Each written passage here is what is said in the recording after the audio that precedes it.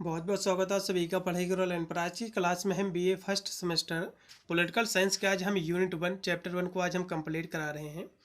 BA प्रथम semester political science, जिसमें आपको पढ़ना है Indian national movement and constitution of India.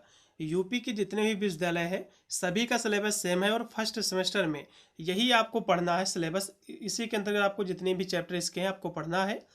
UP में बहुत सारे आपके विश्वविद्यालय थे। हम कुछ यूनिवर्सिटी की बात करें, जैसे कि वीर बहादुर सिंह विश्वविद्यालय, डीडीयू गोरखपुर यूनिवर्सिटी आपका हो गया, वीर Bahadur Singh university, एमजीकेपी doctor Ram Manohar Lohia, एमजेपीआरयू Bareilly university, महाराजा सुहेलदेव, और डीबीआरयू आगरा विश्वविद्यालय, महाराजा सुहेलदेव विश्वविद्यालय आजमगढ़ जो कि हो गया।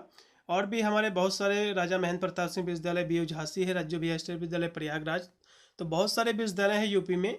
तो यूपी की जितने भी विश्वविद्यालय हैं सभी का सिलेबस सेम है और BA first semester political science में आपको पढ़ना है।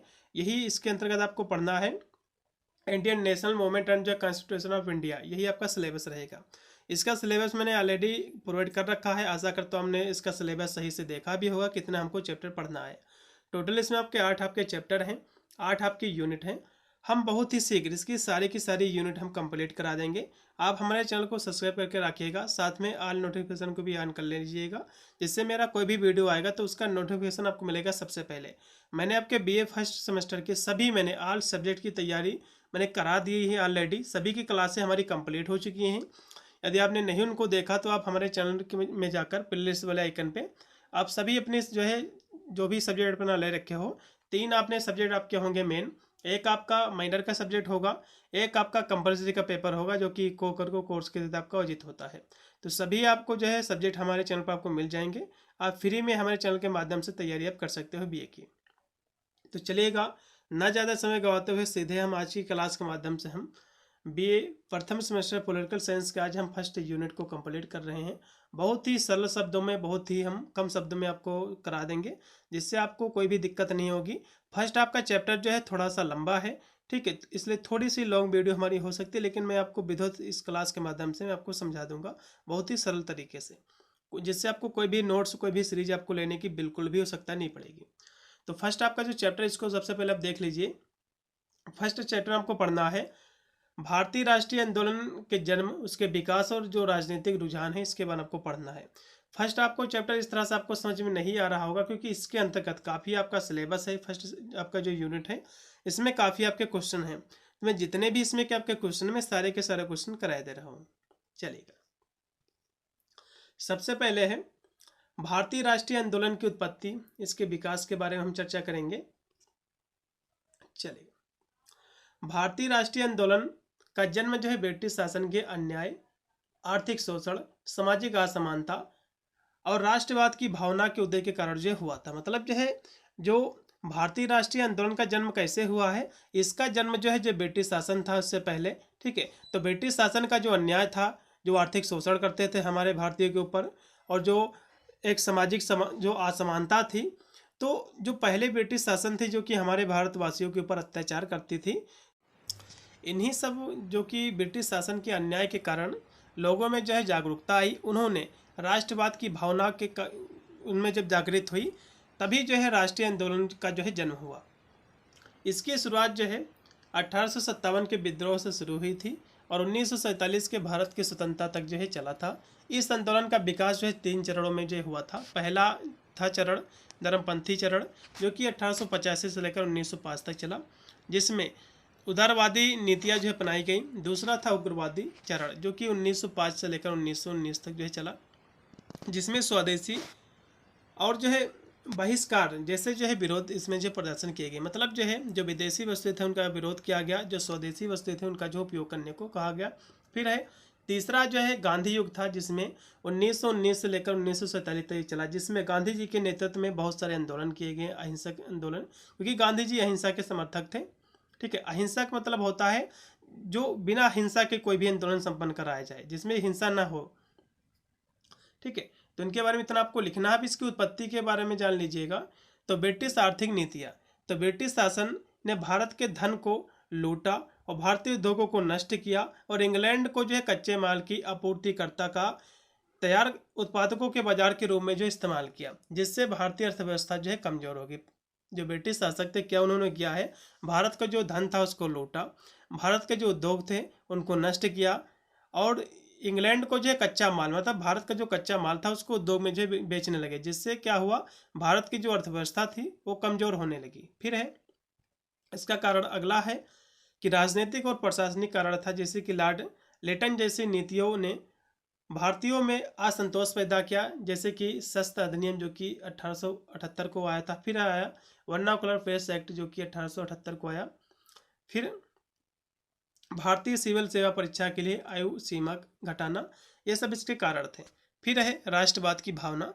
तो ब्रिटिश शासन के शोषण ने भारतीयों में राष्ट्रीय एकता पहचान की भावना जो है पैदा की थी। मतलब जो है जो ब्रिटिश शासक थे उन्होंने जो है भारतीयों पर काफ़ी शोषण किया, काफ़ी अत्याचार किया, तो भारतीयों में जो है राष्ट्रीय एकता की जो है जागृति आई, ठीक है, पहचान की भावना पैदा हुई राष्ट्रीय एकता की, जिससे राष्ट्रवाद का उदय हुआ और वे एक साथ मिलकर लड़ने के लिए प्रेरित हुए।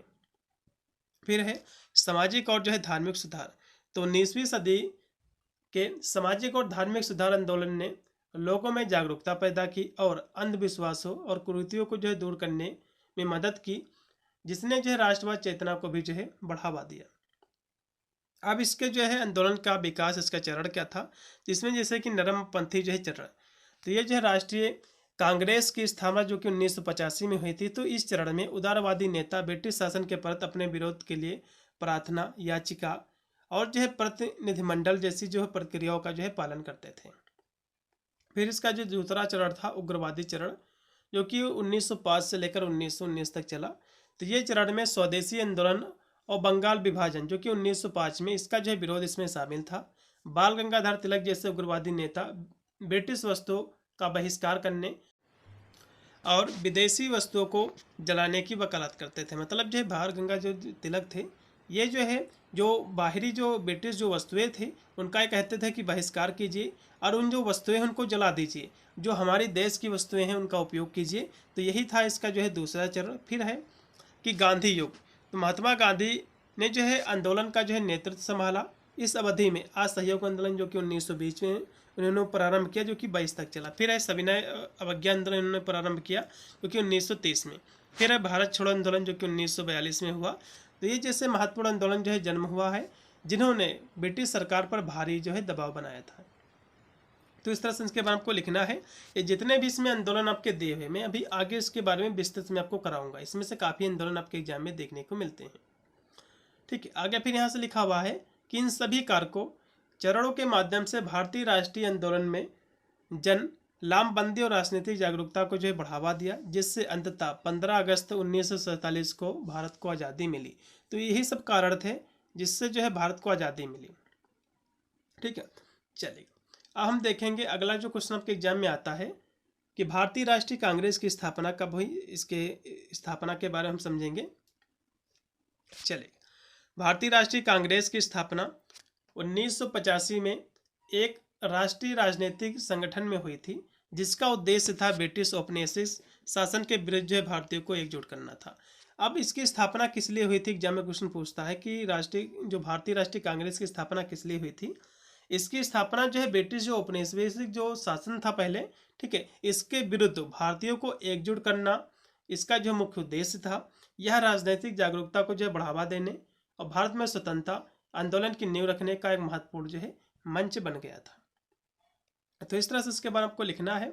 अब यहाँ से थोड़ा सा और भी इसके बारे में विस्तार में चर्चा करेंगे इसकी स्थापना के बारे में। तो राष्ट्र के अनेक प्रांतों तथा नगरों में विविध राजनीतिक संगठनों की स्थापना हो चुकी थी, परंतु एक अखिल भारतीय राजनीतिक संगठन का न होना खल रहा था। सुरेंद्रनाथ बनर्जी ने 1877 में दिल्ली दरबार के मौके पर एक ऐसी संस्था का जो है जरूरत का अनुभव किया और इस और ठोस कदम उठाने में एक जो है सेवानिवृत्त सरकारी अफसर A.O. ह्यूम के नेतृत्व में जो है प्रदान किया। ह्यूम जी जो थे, इन्होंने जो है मार्च 1883 को कलकत्ता विश्वविद्यालय के स्नातक को एक पत्र लिखा, जिसमें उन्होंने देश की शिक्षित नवयुवकों से मातृभूमि की सेवा के लिए प्रयत्न करने की अपील की और भारतीय राष्ट्र का बौद्धिक, सामाजिक, राजनीतिक पुनर्जागरण हो सके, उसके लिए एक जो अनुशासित, सुसज्जित होना तैयार हो सके। उन्होंने पत्र में 50 ऐसे व्यक्तियों की जो है मांग की जो भले हो, सच्चे हो, निस्वार्थी हो, नैतिक साहस रखने वाले हो, दूसरे की हित सुख चयन करने वाले हो और तीव्र भावना रखने वाले हो। तो उन्होंने जो है स्पष्ट शब्दों में कहा है कि यदि आप अपने का जो है परित्याग नहीं कर सकते हो तो कम से कम वर्तमान समय में हमारी प्रगति की जो संपूर्ण जो आशाएं हैं वे व्यर्थ हैं। और ये भी जो है कहना होगा कि भारत वास्तव में वर्तमान सरकार से उचित शासन ना तो चाहता है और ना ही उसके योग्य ही है। नवयुवकों को इस पत्र पर काफ़ी जो है गंभीर प्रभाव भी पड़ा उनके ऊपर। ठीक है, फिर यहाँ से और भी लिखा हुआ है इसकी स्थापना के बारे में। इसमें इस स्थापना में कौन कौन से नेता थे इसके बारे में भी थोड़ा सा जान लीजिए। तो भारतीय राष्ट्रीय कांग्रेस की स्थापना जो कि 1985 में हुई थी, इसका जो प्रथम अधिवेशन था 28 दिसंबर 1985 को मुंबई के गोकुल दास तेजपाल कॉलेज में हुआ था, जो 31 दिसंबर तक चला। इसकी अध्यक्षता जो है व्योमेश चंद्र बनर्जी के द्वारा जो है की गई थी। अब इसके जो गठन के समय कौन कौन से उदारवादी नेता थे, तो इसमें जो है भारतीय राष्ट्रीय कांग्रेस का गठन उदारवादी नेताओं जो नेता थे उनके सहयोग से हुआ था। सन 1985 में अपने गठन के समय 20 वर्षों तक उदारवादियों का प्रभाव रहा है। प्रमुख उदारवादी नेता Elon Octavian Hume ji, Dadabhai Naoroji, Sir William Wedderburn, Pherozeshah Mehta, Surendranath Banerjee, Gopal Krishna Gokhale और महादेव गोविंद रानाडे, ये सब जो है उदारवादी नेता थे कांग्रेस के गठन के समय। तो इस तरह से इसके बारे में आपको लिखना है। अब यहाँ से हम अगला क्वेश्चन देखेंगे, भारतीय राष्ट्रीय आंदोलन का राजनीतिक स्वरूप क्या है, इसके बारे में भी थोड़ा सा समझ लीजिए, आपके एग्जाम में क्वेश्चन बन सकता है। तो भारतीय राष्ट्रीय जो आंदोलन का जो राजनीतिक स्वरूप था, जन जागृति, मतलब जो लोग थे उनकी जागृति थी, उनको जो है जगाना था और संवैधानिक सुधार की मांग थी। अहिंसक प्रतिरोध के माध्यम से ब्रिटिश शासन को चुनौती देना था, मतलब जो है बिना हिंसा किए जो ब्रिटिश सरकार थी उसको जो चुनौती देना था। अंततः स्वशासन की स्थापना पर जो केंद्रित थी, मतलब जो है और स्वशासन की मांग भी थी जनता की। सभी महात्मा गांधी जी भी चाहते थे कि लोगों के लिए जो स्वतंत्रता हो, ठीक है, किसी जो है सरकार का कोई दबाव ना हो, वे जो है स्वशासन की मांग के जो है पक्ष में थे। यह जो आंदोलन कई चरणों में जो विकसित हुआ है, जिसमें उदारवादी नेताओं के अनुनय और कानूनी तरीके जो अपनाए गए, जबकि बाद में महात्मा गांधी ने अहिंसा व सविनय अवज्ञा जैसे जन आंदोलन के माध्यम से इसको जो है व्यापक बनाया। आंदोलन ने राष्ट्रीय एकता की भावना को बढ़ा दिया, सामाजिक व राजनीतिक सुधारों के साथ साथ अंतर्राष्ट्रीय समर्थन भी जुटाया, जिससे भारत को जो है स्वतंत्रता प्राप्त हुई। ठीक है, तो इस तरह से इसके बाद आपको लिखना है। अब इस आंदोलन का स्वरूप क्या है, तो जन जागृति और जो है राष्ट्रवाद। तो आंदोलन का जो मुख्य लक्ष्य था राष्ट्रवाद की भावना को जगाना था और भारतीयों में अपनी आवाज़ उठाने की क्षमता जो है विकसित करनी थी।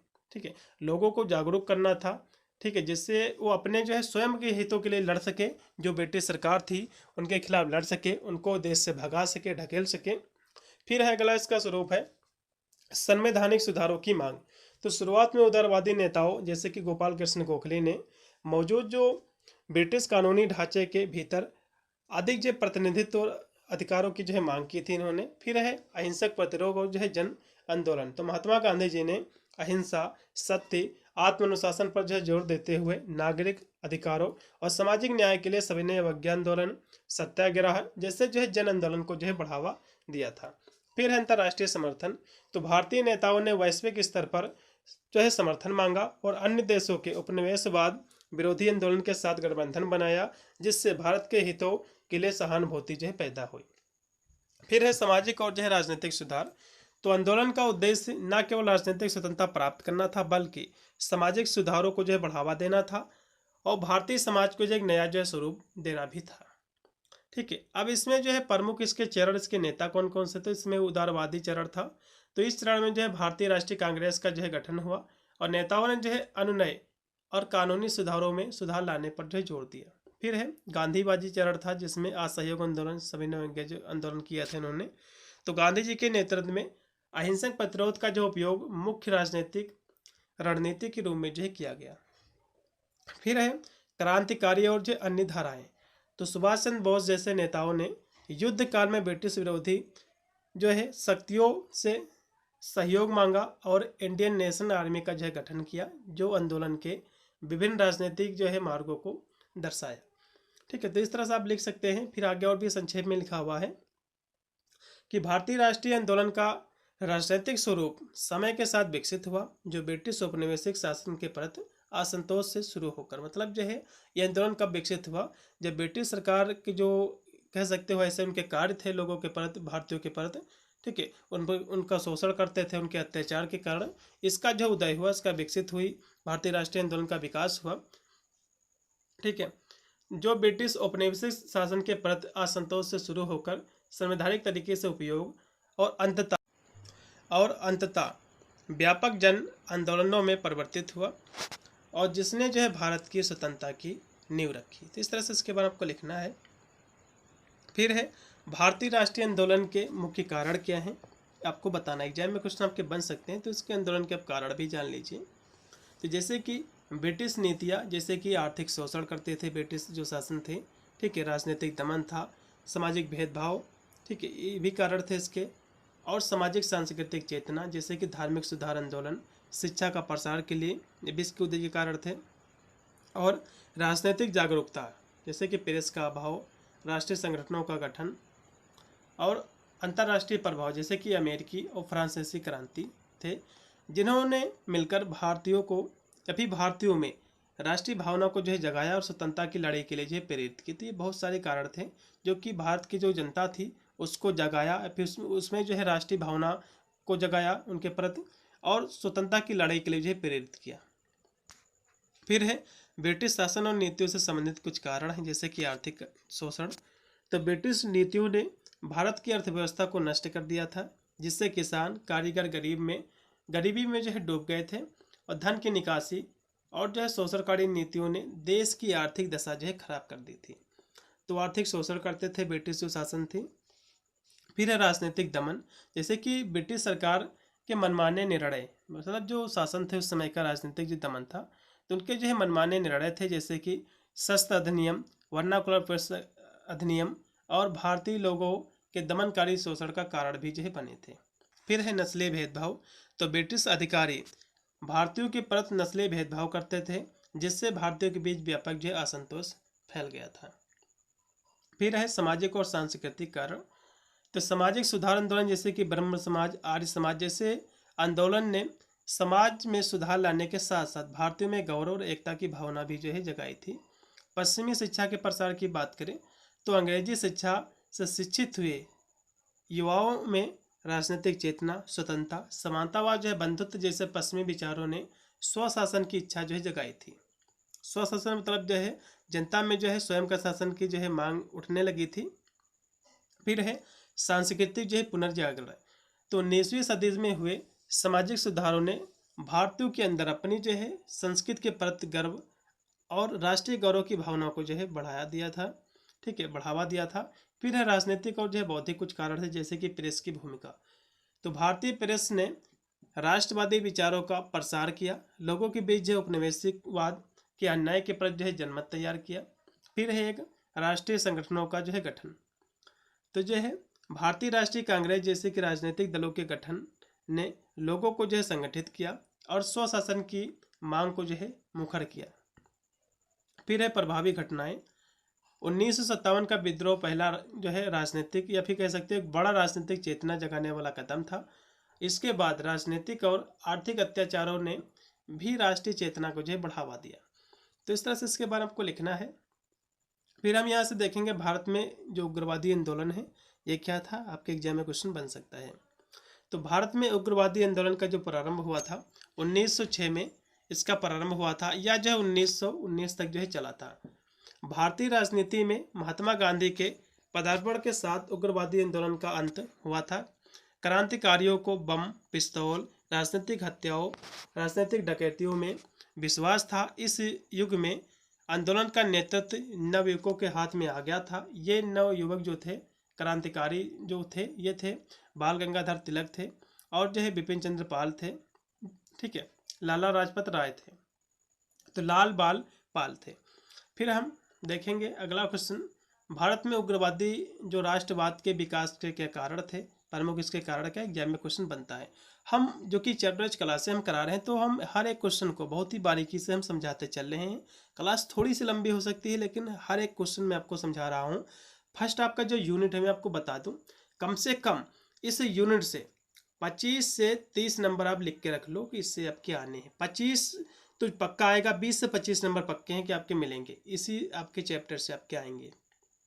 अब यहाँ से इसके हम प्रमुख कारण देखेंगे, जैसे कि ब्रिटिश शासन की दमनकारी नीतियाँ, नरमपंथी नेताओं की जो है असफलता, बंगाल विभाजन जैसी घटनाओं से उत्पन्न आक्रोश, राष्ट्रीय शिक्षा का प्रसार, स्वामी विवेकानंद, बंकिम चंद्र जैसे बुद्धिजीवी द्वारा भारतीयों में आत्मविश्वास आत्मसम्मान जगाने थे।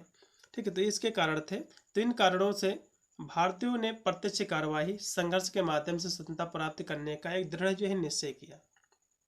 तो इस तरह से इसके बाद आपको लिख देना है। फिर है भारतीय शासन अधिनियम 1909, ये क्या है इसके बारे में समझेंगे। इसको जो है पार्लियामेंट्री सुधार अधिनियम के नाम से भी जाना जाता है। ये क्या है, इसके पारित होने के क्या कारण हैं, हम विस्तृत में यहाँ से कराए दे रहे हैं। तो भारतीय शासन अधिनियम जो कि 1909 ईस्वी भारत के सर्वधानिक विकास का कार्यक्रम का एक अगला जो है कदम है। इसके जो है जन्मदाता भारतीय सचिवालय एवं जो है गवर्नर जनरल लॉर्ड मिंटो थे। इन्हीं के नाम पर यह पार्लियामेंट्री सुधार के नाम से जो है जाना जाता है। इन्हीं के नाम पर इसका जो है यह अधिनियम पड़ा था। अब इस अधिनियम के पारित होने के कौन कौन से कारण थे, तो इसके बहुत सारे कारण थे। पहला जो इसका कारण था वो है सन 1892 ईस्वी अधिनियम की अपर्याप्तता। ठीक है, तो इस सुधार अधिनियम से भारतीयों की आकांक्षाएं जो है पूरी नहीं हो सकी, अतः इसके प्रति इनमें असंतोष की भावना प्रचुर मात्रा में व्याप्त हो गई और व्यवस्थापिका सभा केवल वाद विवाद का मंच रही। सरकार की शक्तियाँ अधिकार जो के तो जो है रहे। फिर अगला इसका जो कारण था महामारियों का जो है प्रभाव। तो भारत में अनेक जो है भागों में जैसा कि अकाल पड़ा, बहुत प्रकार की बीमारियां जैसे कि हैजा जैसी बीमारियां जो भयंकर फैली हुई थी, तो सरकार ने इसमें कोई सक्रिय भूमिका नहीं निभाई, इसलिए जनता के विद्रोह असंतोष की भावना जो है उत्पन्न हो गई थी। फिर है लॉर्ड कर्जन की प्रतिक्रियावादी नीति। तो लॉर्ड कर्जन के शासनकाल में अंग्रेजी साम्राज्य को मजबूत करने के उद्देश्य से अनेक प्रकार के ऐसे निर्णय तथा प्रतिक्रियावादी नीति अपनाई। इसके विरुद्ध जन आंदोलन भड़क उठा, इससे आतंकवादी आंदोलन को भी जो है बहुत बल प्राप्त हुआ। अगला इसका जो कारण था, ठीक है, विदेशों में जो है घटनाएं। तो अन्य देशों में बहुत सारी ऐसी घटनाएं घटित हो गई, जैसे कि यूरोप की सर्वोच्चता के सिद्धांत को समाप्त कर दिया, एशिया के निवासियों में नव स्फूर्ति व नव चेतना का संचार किया। फिर है प्रेस की भूमिका। तो प्रेस ने भी जो है राष्ट्रीय भावना को जागृत करने में महत्वपूर्ण भूमिका निभाई और नव जागरण का जो है संदेश फैलाया। ठीक है, फिर है गर्मवाद का जो है जन्म।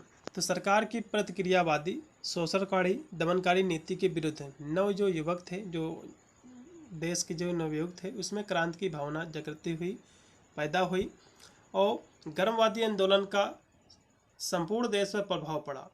कांग्रेस में उदारवादियों का प्रभाव निरंतर जो है कम होता चला गया। फिर है क्रांतिकारी आंदोलन की बढ़ती भूमिका। तो प्राकृतिक प्रकोपों तथा सरकार की बढ़ती हुई दमनकारी व भारत विरोधी नीति के कारण क्रांतिकारी आंदोलन का प्रभाव जो है प्रारंभ हो गया, जिससे ब्रिटिश के साम्राज्य को चुनौती देना प्रारंभ कर दिया गया। इसलिए शासन के उदारवादियों को प्रभावित करने के लिए उद्देश्य से संवैधानिक सुधारों की व्यवस्था करना जो उचित समझा जाना लगा था। तो इस तरह से इसके बारे में आपको लिखना है। फिर है अगला क्वेश्चन की पार्लियामेंट्री सुधार अधिनियम। ठीक है, तो इसके कौन कौन से प्रावधान हैं ये भी थोड़ा सा समझ लीजिएगा। तो इसमें इसके बहुत सारे प्रावधान, जैसे कि केंद्रीय प्रांतीय विधान परिषदों का जो है विस्तार करना। फिर है भारतीय सदस्यों की कार्यकारी परिषदों में शामिल करना और मुसलमानों के लिए जो है पृथक सांप्रदायिक निर्वाचन क्षेत्र की शुरुआत शामिल थी, जिससे भारतीय राजनीति में सांप्रदायिकता को जो है बढ़ावा दिया गया। तो इसके जो है प्रावधान थे, तो मुख्य प्रावधान जैसे कि विधान परिषदों का जो है विस्तार। तो केंद्रीय विधान परिषद में सदस्यों की संख्या जो कि 16 थी, इससे बढ़ाकर इसको जो है 60 कर दी गई थी। फिर प्रांतीय विधान परिषदों के सदस्यों की संख्या में भी जो है वृद्धि की गई थी, लेकिन एक समान नहीं थी। फिर है भारतीयों को प्रतिनिधित्व। तो पहली बार किसी भारतीय, जो कि एक भारतीय थे हमारे सत्येंद्र प्रसाद सिन्हा, इनको जो है वायसराय की कार्यकारी परिषद के सदस्य के रूप में जो है नियुक्त किया गया था। वह जो है वायसराय और जो है राज्यपालों की कार्यकारी परिषदों में भारतीयों को शामिल करने का एक जो है प्रयास था। फिर हम यहाँ से देखेंगे अगला क्वेश्चन कि जलियांवाला बाग हत्याकांड क्या है। ठीक है, इस घटना का विवेचन कीजिए, आपके एग्जाम में क्वेश्चन आपका बनेगा 100%। इस घटना को भी वैसे तो आप भली भांति इसके बारे में जान रहे होंगे, लेकिन आज हम जो कि विस्तार से बता रहे हैं तो आज भी इसको आप समझ लीजिए। तो ब्रिटिश शासन की भारतीयों के प्रति अत्याचार पूर्ण नीतियों के चलते रोलेट एक्ट के विरुद्ध भारतीय राष्ट्रीय कांग्रेस के द्वारा पंजाब के अमृतसर जिले के जलियांवाला बाग नामक स्थान पर 13 अप्रैल 1919 ईस्वी को बैसाखी के दिन एक शांतिपूर्ण विरोध प्रदर्शन हेतु एक सभा का जो आयोजन किया गया था। पहले जो कि ब्रिटिश शासन था, तो ब्रिटिश शासन ने जो है काफ़ी लोगों के ऊपर अत्याचार किया था। तो जो कि भारतीय राष्ट्रीय कांग्रेस के द्वारा पंजाब के अमृतसर जिले में एक जलियांवाला बाग एक स्थान है, वहाँ पर 13 अप्रैल 1919 को बैसाखी का एक दिन था। ठीक है, वहाँ पर इसके खिलाफ प्रदर्शन करने के लिए, सरकार के खिलाफ जो ब्रिटिश शासन थी, एक शांतिपूर्ण तरीके से प्रदर्शन करने के लिए एक सभा का आयोजन किया गया। ठीक है, उस दिन अमृतसर में बहुत सारे गांव वाले जो है एक मेले में जो है शिरकत करने के लिए जलियांवाला बाग नामक मैदान में जो है जमा हुए। यह जो है सभा पंजाब के 2 लोकप्रिय नेताओं, इसमें थे आपके सत्यपाल और सैफुद्दीन किचलू, को बिना वजह बताए गिरफ्तार जो है किए जाने के विरोध में थी। ये सभा किस लिए थी? हमारे लोकप्रिय नेता थे उस समय के डॉक्टर सत्यपाल जी, सैफुद्दीन किचलू, तो इनको जो है गिरफ्तार कर लिए थे बिना किसी जो है, ऐसे ही जो है गिरफ्तार कर लिए थे बिना किसी वजह के। तो इन्हीं के जो है विरोध प्रदर्शन में जो है सभा आयोजित की गई थी। परंतु शांतिपूर्ण विरोध प्रदर्शन करने के लिए जो है जुटी भीड़ पर जनरल डायर के नेतृत्व में ब्रिटिश इंडियन आर्मी ने अंधाधुंध गोलीबारी की, और जिसमें सैकड़ों लोगों जो मर गए थे, सैकड़ों लोगों की जाने गई। इस नरसंहार को भारतीय इतिहास के सबसे घातक हमलों में से जो है एक के रूप में जो है याद किया जाता है। ठीक है, फिर है बैसाखी पूर्व खुशियों की जगह जो है मातम में परिवर्तित हो गई थी, क्योंकि बैसाखी का दिन था तो खुशियों का दिन था, लेकिन उस समय जो है मातम में बदल गया था। ठीक है, मातम में बदल गया था, और जो है अमृतसर की धरती जो है रक्त रंजित जो है हो गई थी, मतलब जो है रक्त से रंजित हो गई थी। पूरा वहाँ पर रक्त ही दिख रहा था, क्योंकि काफ़ी लोग जो है मारे गए थे, काफ़ी लोग जो है घायल हुए थे। घटना में जो है बच्चे भी थे, बूढ़े थे और औरतें भी इसमें शामिल थी। बेकसूर लोग अपने प्राणों की भीख मांग रहे थे, परंतु जनरल डायर ने किसी पर भी जो है कह सकते हो रहम नहीं किया, दया नहीं दिखाई, और उसने जो है अपनी सेना को जलियांवाले बाग में मौजूद सभी लोगों को मारने का आदेश दे दिया। गोलियों से बचने के लिए बहुत सारे लोगों ने जो है बाग में स्थित एक कुआं था उसमें छलांग लगा दी थी। गोलाबारी के बाद कुएं में जो है 200 से ज़्यादा शव जो है बरामद हुए थे, क्योंकि काफ़ी लोग जो कि जब गोलाबारी जो होने लगी, जब गोली चलने लगी, तो बहुत लोगों ने अपनी जान बचाने के लिए, जो कि वहाँ पर एक कुआं थी उसमें कूदने लगे। तो उसके बाद जो है उसमें से 200 शव, मतलब 200 लोग उसमें कूदे थे जान बचाने के लिए, लेकिन फिर भी वो मर गए। उसमें जो है बरामद हुए। वही निकास का रास्ता सकरा होने की वजह से लोग भगदड़ में कुचले हुए थे। तो इस तरह से इसके ऊपर आपको लिखना है। ब्रिटिश सरकार के आंकड़े बताते हैं कि जलियांवाला जो नरसंहार हुआ था, जो कांड हुआ था, इसमें जो है 375 लोग मारे गए थे। भारतीय राष्ट्रीय कांग्रेस के अनुसार उस घटना में 1000 से ज़्यादा लोग जो मारे गए थे।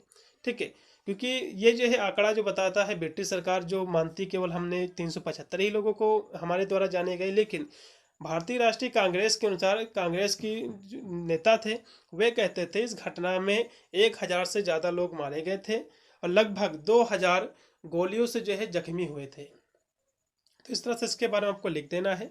अब इसमें अगला क्वेश्चन है कि खिलाफत आंदोलन से क्या फराक है, इसके बारे में विवेचना कीजिए। आपके एग्जाम में क्वेश्चन आपका बनेगा।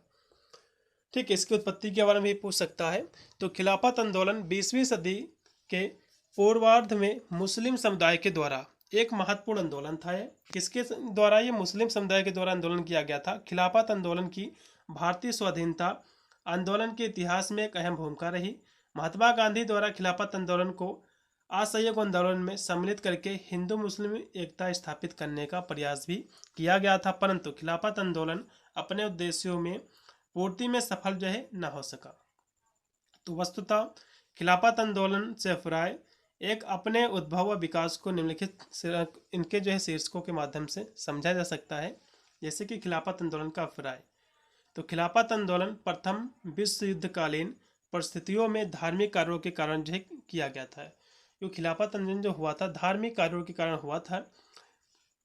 1914 ईस्वी में प्रथम विश्व युद्ध प्रारंभ हुआ था। इस युद्ध में तुर्की ने सुल्तान अब्दुल हामिद द्वितीय ने जर्मनी का एक साथ दिया था और इस प्रकार तुर्की को जो है अंग्रेजों ने इंग्लैंड के विरुद्ध युद्ध करना था। तुर्की के सुल्तान द्वारा जर्मनी का साथ दिए जाने के कारण भारतीय मुसलमान में गंभीर जो है एक कह सकते हो असमंजस की स्थिति उत्पन्न हो गई थी और वे जो है अंग्रेज को साथ दे अपने जो है धर्मगुरु खलीफा का जो है जो कि 14 नवंबर 1914 ईस्वी को जो है रूस, इंग्लैंड और फ्रांस के तुर्की का समर्थन होने से अंग्रेजों के समक्ष एक जो है विकट समस्या थी। अतः अंग्रेजों द्वारा भारतीय मुसलमान को आश्वस्त किया गया कि वे तुर्की की जो है अखंडता व धार्मिकता स्थल की जो है रक्षा करेंगे। फलस्वरूप भारतीय मुसलमान ने अंग्रेजों का सहयोग किया, परंतु विजय प्राप्ति के साथ ही अंग्रेजों ने तुर्की को छिन्न भिन्न कर दिया। वह जो है भारतीय मुसलमानों के साथ एक बड़ा जो विश्वासघात था।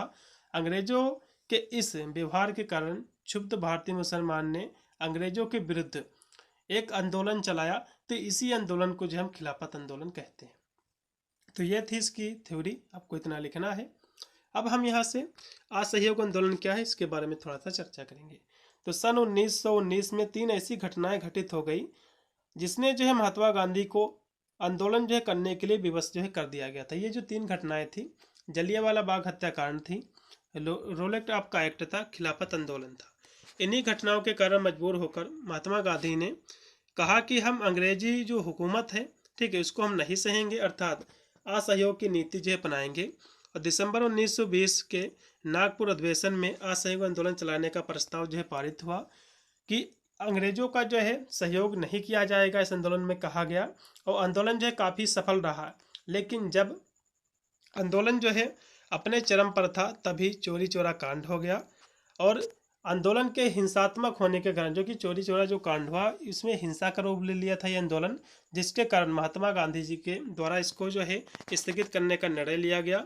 महात्मा गांधी शांति के पुजारी थे, वे सभी आंदोलन को अहिंसा के रूप में जो है देखना चाहते थे। इसको आंदोलन जब कर रहे थे ये, ठीक है, तो उसी समय क्या हुआ, चोरी चोरा कांड एक घटना हो गई। और जो ये जो कांड हुआ ये जो है अहिंसा, इसमें जो घटना हुई तो इस घटना में काफ़ी लोगों की जाने गई। तो इसके कारण जो है महात्मा गांधी जी ने इस आंदोलन को स्थगित कर दिया, ठीक, क्योंकि महात्मा गांधी जी अहिंसा के पुजारी थे, किसी भी प्रकार की हिंसा नहीं चाहते थे। तो इस तरह से इनके बारे में आपको लिखना है। फिर है चोरी चोरा कांड क्या है, आपके एग्जाम में क्वेश्चन बन सकता है, तो इसके बारे में थोड़ा सा समझ लीजिए। क्योंकि असहयोग जो आंदोलन था चोरी चोरा कांड के कारण ही महात्मा गांधी जी ने उसको जो स्थगित किया था। तो चोरी चोरा कांड क्या है इसके बारे में थोड़ा सा समझ लीजिए। गांधी के द्वारा असहयोग आंदोलन शांतिपूर्वक चलाने का निश्चय जो है किया गया था। गांधी ने अंग्रेजों को जो है कर देने के लिए एक आंदोलन चलाने के लिए ब्रिटिश सरकार को 1 सप्ताह का जो है समय दिया था। समय पूरा होने के पूर्व 5 फरवरी 1922 को गोरखपुर जिले में चोरी चोरा नामक एक स्थान है, वहाँ पर जो है कांग्रेस द्वारा एक जुलूस जो है निकाला जा रहा था। पुलिस ने जुलूस जो है रोकने का प्रयास किया, जिससे जनता पुलिस में जो है मुठभेड़ हो गई, लड़ाई हो गई और पुलिस जो है भागकर थाने में छिप गई क्योंकि जनता काफ़ी थी। इसके बाद जो है उत्तेजित जो भीड़ थी उसने जो है थाने को घेर कर उसमें आग लगा दी थी। इसमें जो है थाने के सभी लोग जलकर जो है राख हो गए। इसके बाद जो है 11 फरवरी 1922 को कांग्रेस कार्य समिति ने आंदोलन के जो है हिंसात्मक होने के कारण, मतलब जो है क्योंकि इसमें काफ़ी लोग पुलिस वालों की जान गई थी, तो आंदोलन जो कि हिंसक हो जाने के कारण इसे स्थगित करने का जो है निर्णय लिया गया था। तो इस तरह से इसके बारे में आपको लिखना है। फिर हम यहाँ से देखेंगे कि सविनय अवज्ञा आंदोलन क्या है, इसके बारे में थोड़ा सा समझ लीजिए। ये भी महात्मा गांधी के द्वारा ही चलाया गया था। तो महात्मा गांधी के नेतृत्व में भारतीय स्वतंत्रता संग्राम का एक महत्वपूर्ण चरण था जो 12 मार्च 1930 को डांडी मार्च से शुरू हुआ था। इस अहिंसक आंदोलन का उद्देश्य ब्रिटिश नामक कानून का उल्लंघन करना था। इसके बाद पूरे देश में कर न देने की विदेशी वस्तु का बहिष्कार करना था। तो इसका बहुत सारा उद्देश्य था। सभी जो है सविनय अवज्ञा आंदोलन का, जैसे कि जो भी ब्रिटिश शासन था उसको करना देने का इसमें जो है बात की गई थी, और जो विदेशी वस्तुएं थी उसका बहिष्कार करना था, और कानूनों की जो है अवहेलना करना था, जैसे कि विरोध प्रदर्शन करते हुए। तो इस आंदोलन ने लाखों भारतीयों को स्वतंत्रता संग्राम में भाग लेने के लिए प्रेरित किया था और ब्रिटिश सरकार को एक चुनौती दी थी। तो इसकी शुरुआत कैसे हुई इसके बारे में थोड़ा सा समझ लीजिएगा। तो दांडी यात्रा, महात्मा गांधी ने 12 मार्च 1930 को अपने 78 अनुयायियों के साथ अहमदाबाद के साबरमती आश्रम से दांडी तक जो है पैदल यात्रा की, और जो है नामक कानून का उल्लंघन। तो 6 अप्रैल 1930 को दांडी पहुंचकर गांधी ने समुद्र के पानी से नमक बनाकर ब्रिटिश नामक कानून तोड़ा, जिससे सविनय अवज्ञा आंदोलन की शुरुआत हुई। तो इस तरह से इसके बारे में आपको लिख देना है। अगला क्वेश्चन है कि मॉन्टेग्यू जो है जेम्स बॉन्ड अधिनियम में क्या है। तो ये जो है मॉन्टफोर्ड अधिनियम के निर्माण का तत्कालीन कारण मेसोपोटामिया कमीशन की रिपोर्ट थी। प्रथम विश्व युद्ध में भारतीयों से सहायता पाने के लिए ब्रिटेन ने स्वशासन देने की बात कही थी। इसी के फलस्वरूप जो है जो मंत्री थी लॉर्ड मॉन्टेग्यू, इन्होंने जो है 20 अगस्त 1917 को संसद में घोषणा की कि ब्रिटिश सरकार का उद्देश्य भारत में उत्तरदायी शासन की जो है स्थापना करना है। तो भारत के वायसराय जो कि लॉर्ड जेम्स बॉन्ड और भारत मंत्री मॉन्टेग्यू के परस्पर विचार विमर्श के बाद 1918 ईस्वी को भारत के संवैधानिक सुधार के लिए एक रिपोर्ट प्रकाशित हुई। इसे हम मॉन्टफोर्ड रिपोर्ट जो कहते हैं। इसी रिपोर्ट की सिफारिश के आधार पर 1919 में ब्रिटिश संसद भारतीय शासन अधिनियम 1919 जो है पारित किया गया। तो इस तरह से इसके बारे में आपको इतना लिखना है। फिर है गांधी इरविन समझौता क्या है, इसके बारे में भी थोड़ा सा आप समझ लीजिए, आपके एग्जाम में जो है क्वेश्चन ये बन सकता है। तो गांधी इरविन समझौता जो कि 5 मार्च 1931 को हुआ था, तो ये क्या है। गांधी इरविन समझौते को दिल्ली पैक्ट के नाम से भी जो है जाना जाता है। इस समझौते का कारण जो है देश की आंतरिक आज अराजकता जो थी, जो ब्रिटिश सरकार और अंतर्राष्ट्रीय दबाव था, अतः तेज बहादुर और जो है जयकर जैसे प्रयासों से गांधी एवं जो है इरविन के मध्य 17 फरवरी से दिल्ली में वार्ता प्रारंभ हुई, मतलब बातचीत प्रारंभ हुई। अंततः 5 मार्च 1931 को यह समझौते पर हस्ताक्षर हुए। इस समझौते को गांधी इरविन समझौता कहा जाता है। इतना आपको लिखना है। इसकी बहुत सारे शर्तें थी, जैसे कि कांग्रेस व उसके कार्यकर्ताओं की जब्त संपत्ति जो है वापस की जाए, सरकार सभी अध्यादेश एवं जो है अपूर्ण अभियोगों के मामलों को जो है वापस किया जाए। तो इसका उद्देश्य क्या था, ठीक है, इसका उद्देश्य यही था कि जो कांग्रेस और उसके जो कार्यकर्ता थे उसकी संपत्ति जो ब्रिटिश शासन ने जब्त कर ली थी, कब्जा कर ली थी, उसको वापस कराना था, और हिंसात्मक कार्यों से लुप्त अभिव्यक्तियों के अतिरिक्त सभी राजनीतिक कैदियों को मुक्ति दिलाना था, और अफीम शराब तथा जो है विदेशी वस्तुओं की दुकानों पर जो है शांतिपूर्ण ढंग से धरना करने की अनुमति थी, मतलब जो है धरना करने की अनुमति भी दी जाए, और समुद्र के किनारे बसने वाले लोगों को नमक बनाने और उसे एकत्रित करने की छूट दी जाए। तो ये सब चीज़ें इसमें थी, शर्तें थी। गांधी जी ने कांग्रेस की और इनमें से कुछ निम्न शर्तों को स्वीकार किया था। फिर हम अगला क्वेश्चन देखेंगे, स्वदेशी आंदोलन क्या है, इसके उद्देश्य क्या है, इसके कारण क्या है, एग्जाम में काफ़ी पूछा जाता है। स्वदेशी आंदोलन चलाने का निर्णय जो कांग्रेस के जो कि 1906 के अधिवेशन में पारित किया गया था। इसके मुख्य जो कार्यक्रम निम्न प्रकार है। इसके कार्यक्रम क्या थे, जैसे कि विदेशी वस्तुओं का बहिष्कार, जो विदेश की जो वस्तुएं थी उसका बहिष्कार करना था, और स्वदेशी वस्तुओं का जो है सेवन करना था, जो हमारे देश की वस्तु था उसका उपयोग करना था, और यूरोपीय मिल मालिकों के विरुद्ध भारतीय मजदूरों को जो है भड़काना और हड़ताल करना था। मतलब जो यूरोपीय जो मिल थी, ठीक है, मालिकों के विरुद्ध जो भारतीय हमारे मजदूर थे उनको भड़काना था, हड़ताल करना था। शराब की जो दुकानें थीं, ठीक है, उस पर धरना देना था, और विदेशी शिक्षण संस्थान थे, जो न्यायालय थे, जो प्रशासन था, उसका बहिष्कार करना था, और स्वदेशी जो शिक्षण संस्थान थे उसकी स्थापना करना था। स्वदेशी शिक्षण संस्थानों को में जो है पढ़ाना था, और स्वदेशी उद्योगों की स्थापना करना था। गांव और ग्राम समितियों की स्थापना करना था। धोबियों तथा जो है नाइयों और जो मोची थी, इनकी जो यूरोपियों का जो है काम जो है करना था। फिर है रसोई द्वारा विदेशियों को जो है खाना ना बनाना, और स्वदेशी का जो है व्रत लेना और स्वदेशी मेले का आयोजन करना इसमें जो है शामिल था। मतलब जो है जो रसोई के द्वारा जो विदेशियों का जो खाना था बनाना था, इसका विरोध करना था, और स्वदेशी का जो है जो खाना था या फिर मेले का आयोजित करना इनका उद्देश्य था। तो इतने इसके कार्य थे, इसलिए आयोजन हुआ था। अब इसके यहाँ से एग्जाम में क्वेश्चन बनता है, इसके कारण क्या है। ठीक है, स्वदेशी आंदोलन के, जैसे कि बंगाल का विभाजन, तो यह स्वदेशी आंदोलन का सबसे तत्कालीन और मुख्य कारण था। लॉर्ड कर्जन ने 1905 में बंगाल का विभाजन इसी उद्देश्य में किया था कि वह ब्रिटिश शासन के खिलाफ भारतीय राष्ट्रवाद को विभाजित कर उसको कमजोर कर सके। फिर है ब्रिटिश वस्तुओं का बहिष्कार। तो विभाजन के फैसले के विरोध में भारतीयों ने ब्रिटिश उत्पादकों का जो है बहिष्कार किया, जिससे ब्रिटिश शासन को आर्थिक जो है चोट पहुंचाई जा सके। फिर है स्वदेशी उद्योगों को जो है बढ़ावा देना। तो आंदोलन का एक महत्वपूर्ण उद्देश्य भारतीय उद्योगों को मजबूत बनाना, आत्मनिर्भरता प्राप्त करना था, ताकि ब्रिटिश वस्तुओं पर निर्भरता जो है कम हो सके। फिर है आर्थिक स्वतंत्रता की मांग। तो ब्रिटिश साम्राज्य के आर्थिक शोषण के विरुद्ध में स्वदेशी आंदोलन के आर्थिक स्वतंत्रता प्राप्त करने को जो है अपना लक्ष्य जो है बनाया। फिर है राष्ट्रवाद और एकता को मजबूत करना। तो यह आंदोलन ब्रिटिश शासन के खिलाफ एक सामूहिक राष्ट्रीय विरोध था। इसका उद्देश्य भारतीय समाज में एकता, राष्ट्रीय चेतना को जो है बढ़ावा देना था, अब उसको बढ़ाना था राष्ट्रीय चेतना। तो इतनी हमारी क्लास थी, क्योंकि फर्स्ट चैप्टर इतना ही था। मैंने सारे क्वेश्चंस में आपको करा दिए हैं। बहुत ही शीघ्र हमारे जितने अन्य चैप्टर बचे हैं उनकी हम क्लासें हम बहुत ही शीघ्र कराएंगे। चैनल से आप सभी लोग जुड़े रहिएगा, सारी क्लास आपको मिलती जाएंगे। मिलता है वीडियो के लिए, तब तक सभी को thank you for watching this video.